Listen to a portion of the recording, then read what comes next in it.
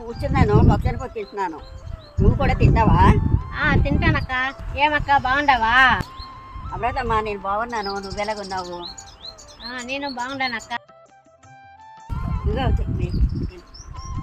నేను వస్తుంటే పని పోయి మంజులమ్మ గారు ఉన్నారు కదా, ఆమె మొక్కజొన్న పొత్తు తినమని ఇచ్చారు. అవి పట్టుకొని వచ్చాను. కృష్ణమూర్తి, లేదా నాయనా బాబు. అక్క బాగున్నారా?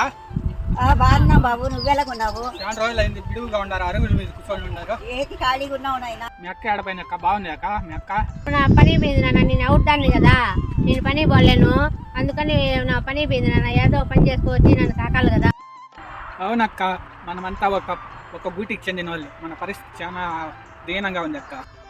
బాబు, ఎందుకు మీరిద్దరు కలిసి బాధపడతారో?